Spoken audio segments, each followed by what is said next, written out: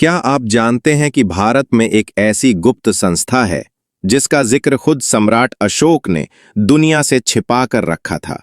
ऐसी संस्था जो 2300 वर्षों से छिपकर मानव सभ्यता को सुरक्षित रख रही है। यह कोई कहानी नहीं है, बल्कि एक रहस्य है जिसका सच आज भी एक पहेली बना हुआ है। इस वीडियो में हम बात करेंगे 9 अननोन मैन की, एक ऐसी सोसाइटी जो ज्ञान के रक्षक थे और जो आज भी शायद कहीं न कहीं जीवित है, काम कर रही है, लेकिन दुनिया से छिपी हुई। क्या यह सोसाइटी आज भी हमारे बीच है? आइए इस रहस्य से पर्दा उठाते हैं।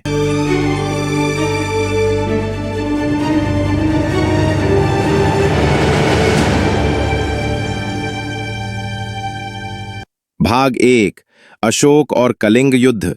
ईसा पूर्व 261 में कलिंग युद्ध के बाद सम्राट अशोक की आत्मा अंदर से हिल गई थी। लाखों लोग मारे गए थे, चारों ओर लाशें, खून और कराहते लोग।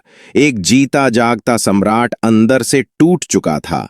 इसी पीड़ा ने अशोक को अहिंसा और बौद्ध धर्म की ओर मोड़ा।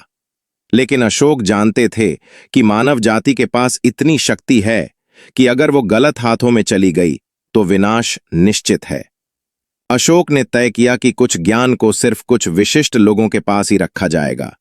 ये लोग होंगे समाज के सबसे बुद्धिमान और निष्पक्ष व्यक्ति, जिन्हें समझ हो कि ज्ञान का उपयोग मानवता के हित में कैसे किया जाए। इस प्रकार बनी एक गुप्त समिति, 9 unknown man.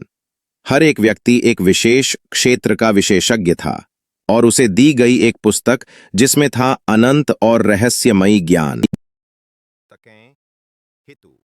Propaganda and psychological warfare, प्रचार और मानसिक युद्ध। इस पुस्तक में लिखा गया था कि कैसे जनता की सोच को बदला जा सकता है, उनके मन में विचार कैसे बैठाए जा सकते हैं। आज के मीडिया और विज्ञापन इसी का रूप है। 2.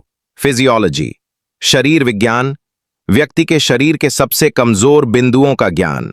कैसे एक साधारण स्पर्श से किसी व्यक्ति की जान ली जा सकती है। डिम मार्क जैसी तकनीकें यहीं से प्रेरित हैं। 3. माइक्रोबायोलॉजी, सूक्ष्म जीव विज्ञान, विभिन्न प्रकार के जीवाणु, बैक्टीरिया, वायरस कैसे बनाए जाएं, कैसे फैलाए जाएं और उनका इलाज कैसे हो। 4. एल्केमी, धातु विज्ञान, रसायन, धातुओं का परिवर्तन, एक धातु को सोने में बदलने की विधि। यही पुस्तक विज्ञान और रसायन शास्त्र की नींव बनी। 5. कम्युनिकेशन, संचार, मनुष्य और अपरिचित प्राणियों के बीच संवाद, गुप्त भाषाएं, कोडिंग और encryption. 6. Gravity and anti gravity, गुरुत्वाकर्षण और प्रतिगुरुत्व, पृथ्वी के आकर्षण बल का ज्ञान और उसे कैसे तोड़ा जाए। विमान या एंटी ग्रेविटी उपकरणों का विकास। 7. कॉस्मोलॉजी, ब्रह्मांड विज्ञान, ब्रह्मांड का ज्ञान, टाइम ट्रैवल, ब्रह्मांड की उत्पत्ति और उसका विस्तार। 8. लाइट, प्रकाश, प्रकाश से कैसे हथियार बनाए जाएं, जैसे लेजर तकनीक। 9. सोशियोलॉजी, समाज शास्त्र, सामाजिक विकास और भविष्य में होने वाले सामाजिक परिवर्तन की भविष्यवाणी। भाग 3, इतिहास और प्राचीन साक्षी। 1923 में टैलबोट मुंडी ने द 9 अननोन नामक पुस्तक में इस संस्था का पहली बार पश्चिम में जिक्र किया, लेकिन भारत में इसका छुपा हुआ जिक्र तो पहले से था। फ्रेंच लेखक लुई जैकोलियाट ने भी कहा कि भारत में ऐसे योगी और ऋषि हैं जिन्हें सामान्य लोगों से अलग रखा गया है। थियोसॉफिकल सोसाइटी मद्रास के अभिलेखों में भी इसके संकेत मिलते हैं। श्री अरविंद और ओशो जैसे आध्यात्मिक नेताओं ने भी इस ज्ञान को दैवीय ज्ञान कहा है, जो कुछ चुनिंदा लोगों के पास है। आधुनिक युग में भी कुछ घटनाएं इस बात को प्रमाणित करती हैं। वेदों में न्यूक्लियर शक्ति का संकेत, महाभारत में ब्रह्मास्त्र का वर्णन, अजंता, एलोरा, कोणार्क जैसे मंदिरों की रचना। नासा के एक वैज्ञानिक ने कहा था कि उन्हें विमान शब्द वेदों से मिला।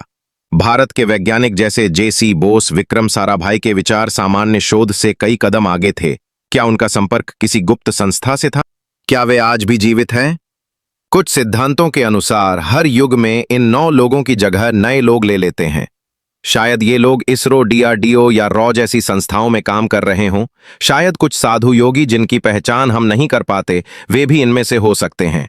सुभाष चंद्र बोस की रहस्यमयी मृत्यु, नेताजी फाइल्स या हिमालय में गुम हो जाने वाले तपस्वी, क्या ये संकेत हैं? अंत की टिप्पणी। ये कहानी सिर्फ एक ऐतिहासिक घटना नहीं, बल्कि एक ऐसा रहस्य है जो हमें सोचने पर मजबूर करता है। शायद हम कभी न जान पाएं कि ये 9 लोग कौन थे, लेकिन अगर वे आज भी कहीं हैं, तो वे मानव सभ्यता की रक्षा कर रहे हैं। आपका क्या विचार है? क्या आप मानते हैं कि यह सोसाइटी आज भी जिंदा है? कमेंट में बताएं, वीडियो को लाइक करें और अद्भुत आवाज को सब्सक्राइब करना न भूलें। अगले सप्ताह फिर मिलेंगे एक नए रहस्य के साथ।